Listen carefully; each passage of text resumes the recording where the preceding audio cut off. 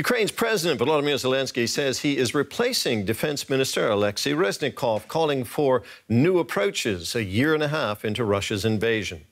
Resnikov's removal follows corruption allegations, which he denies. Zelenskyy did not comment on the reason for the reshuffle. He has proposed Rustem Umerov, the head of Ukraine's main privatization fund, as the new defense minister. Well, here's Zelenskyy in his address from last night. I've decided to replace the Minister of Defense of Ukraine. Oleksiy Reznikov has been through more than 550 days of full-scale war. I believe that the ministry needs new approaches and other formats of interaction with both the military and society at large.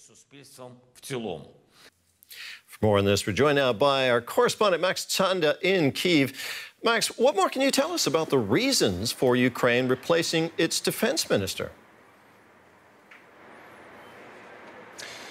Right, Terry. So Oleksiy Reznikov has been in charge of the Ministry of Defense since 2021. So he has been here for the entire duration of Russia's full-scale invasion. And as such, he has played an important role, for example, when it comes to the procurement of Western weapons or when it comes to laying the groundwork for a potential future NATO membership. But at the same time, under his leadership, the Ministry of Defense was shaken by a number of corruption scandals. In one instance, a contract came under scrutiny in which the ministry had procured food items for soldiers at 2 to 3 times the market price.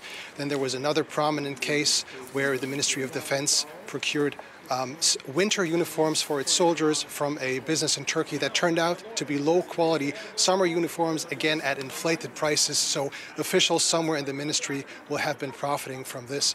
The minister himself was never directly tied to any of this, but it certainly left a mark on his leadership. So it didn't really come as a surprise that President Zelenskyy last night made that announcement that he would be replaced. And this is seen as a wider attempt to drive out corruption within the Ukrainian government in preparation for a potential EU membership.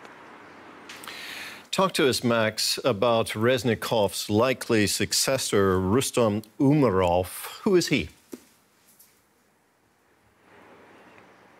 Right, so President Zelenskyy already announced he would ask Rustem Umerov to take over. He is a 41-year-old Crimean Tatar and a former lawmaker himself. At the beginning of the full-scale invasion, he was part of a delegation in charge of negotiations with Russian representatives. At the moment, he is the head of the country's main privatization fund, a body that is in charge of transferring state assets to private hand.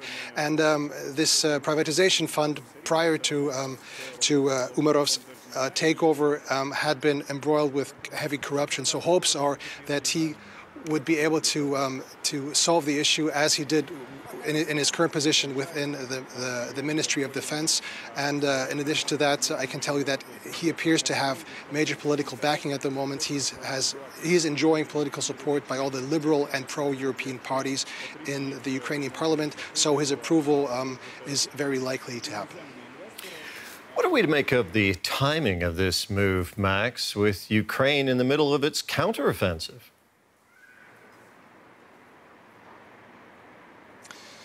Right, so once he's approved by, or once the change in leadership is approved by the Ukrainian parliament, this will be the highest level turnover since the beginning of the full-scale invasion. Of course, there are critics that are saying this is a very risky maneuver while Ukraine is conducting a major counteroffensive operation at the moment. But according to experts, this is not going to have any large effect on what's happening on the ground because the defense minister oversees these military actions, but they are essentially carried out by the generals, by the military leadership.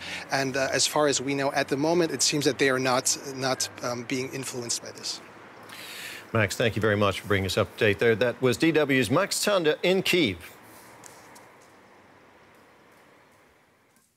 Well, let's get a military perspective now on this from Mike Martin. He's a military analyst and senior fellow at King's College London.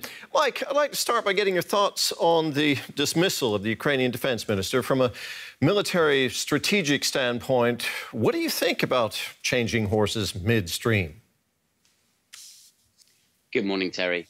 I think strategy is all about narratives. And one of the narratives that Ukraine really has to take care of is corruption. And if the West, America, Europe, who are giving so many weapons costing billions of dollars to Ukraine, start to become more concerned about corruption, then that is something that could curtail the supply.